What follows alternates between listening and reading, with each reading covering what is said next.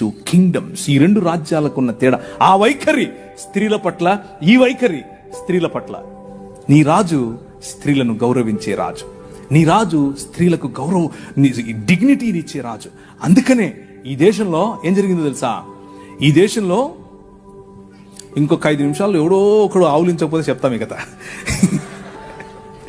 ఈ దేశంలో స్త్రీలు జాకెట్లు వేసుకోకూడదు, అది చట్టం. మొన్న రీసెంట్గా సినిమా కూడా వచ్చింది ఒకటి, అదేదో జరగలేదు అనుకుండేరు, అది జరిగింది. అది ఈ దేశంలో ఉన్న చట్టం.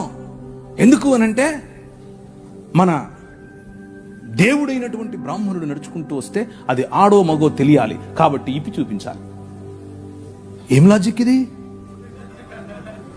ఏం లాజిక్? అవును, ఇది ఎవరికి ముఖ్యంగా బడుగు బలహీన వర్గాలకు జాకెట్లు వేసుకునే అధికారం లేదు అన్నారు.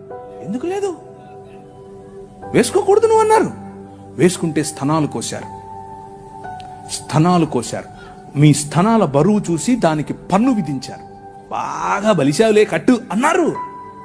కానీ ఒక పేరు చెప్తాను, విన్నోళ్ళు చేయొద్దండి. Charles Mead. నేను వెళ్ళిపోతున్నా.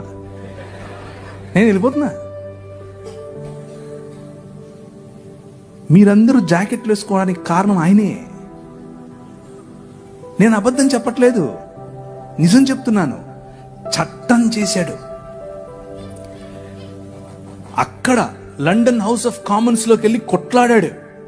నా భారతీయ స్త్రీలకు గౌరవం కావాలి. తెల్లోడే బయట నుంచి వచ్చాడు. అందుకనే వాళ్ళను గర్వంగా మా తల్లిదండ్రులు అనేది, నేను ఊరికి అన్ను గర్వంగా అనేది.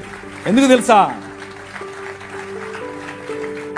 మీరు బట్టలు వేసుకోకుండా మమ్మల్ని అనగదొరికితే వాళ్ళు మాకు జాకెట్లు పంచారు. మీరు అన్నం పెట్టండి అయ్యా అనంటే ప్యాడ్ ఇచ్చారు, చచ్చిపోయిన గొడ్డిచ్చారు.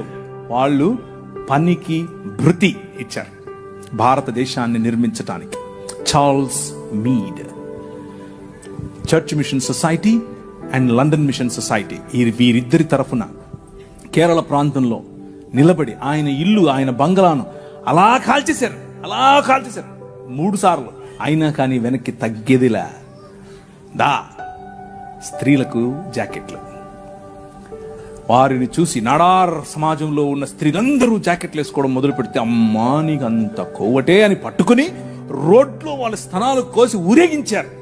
అయినా కానీ ఆయన అన్నాడు, దేవుని రాజ్యం, దేవుని శక్తి మీ మీద ఉంది, భయపడద్దు, మళ్ళీ కుట్టిస్తానన్నాడు. మళ్ళీ వాళ్ళకి జాకెట్లు వేసాడు. వాళ్ళని చూసి